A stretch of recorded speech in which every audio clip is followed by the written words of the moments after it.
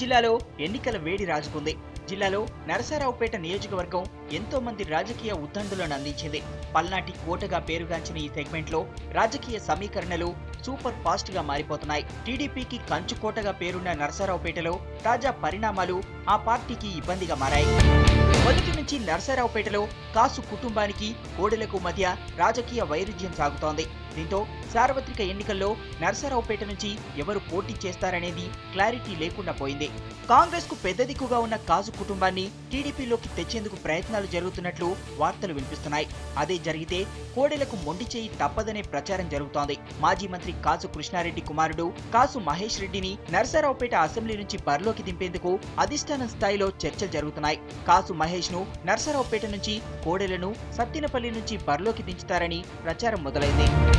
TDP సర్వేల ప్రకారం కోడెల నరసరావుపేట నుంచి పోటీ చేస్తే గెలిచే అవకాశాలు లేనందునే పార్టీ ఈ ఆలోచన చేస్తుందనే వార్తలు వినిపిస్తున్నాయి. వైసీపీని ఎదుర్కోవాలంటే ఇదే స్ట్రాటజీ పాటించాలని టీడీపీ అధినేత భావిస్తున్నట్లు లోకల్ లీడర్స్ చెవులు కోరుకుంటున్నారు. ఈ పరిణామాలన్నీ జీర్ణించుకోలేకపోతున్నారు కోడెల వర్గీయులు. కోడెలను నరసరావుపేట నుంచి పోటీ చేయాల్సిందేనని పట్టుపడుతున్నారు.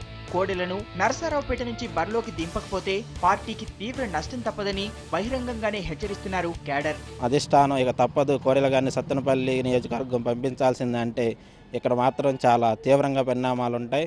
ఇక్కడే కాదు, ఈ యొక్క ప్రభావం జిల్లా మొత్తం మీద కూడా ఉంటుంది. నరసరావుపేట నిర్మించింది డాక్టర్ కోడెల గారు. కోడెలు లేని నరసరావుపేటను మేము ఊహించుకోవడానికి కూడా చాలా కష్టంగా ఉంది. నరసరావుపేటలో పరిస్థితి ఇలా ఉంటే సత్తెనపల్లిలో మరోలా ఉంది. కోడెల శివప్రసాద్ ను సత్తెనపల్లి నుంచి బరిలోకి దించితే ఊరుకునేది లేదంటున్నారు అక్కడి స్థానిక టీడీపీ నేతలు. 2009 అసెంబ్లీ ఎన్నికల్లో బీసీ కోటాలో టీడీపీ నుంచి పోటీ చేసి ఓడిపోయిన నిమ్మకాయల రాజనారాయణకే టికెట్ ఇవ్వాలని డిమాండ్ చేస్తున్నారు. బీసీలకు 100 సీట్లు ఇస్తామని ప్రకటించిన చంద్రబాబు సత్తెనపల్లి నుంచి తనను ఎలా తప్పిస్తారని ప్రశ్నిస్తున్నారు నిమ్మకాయల.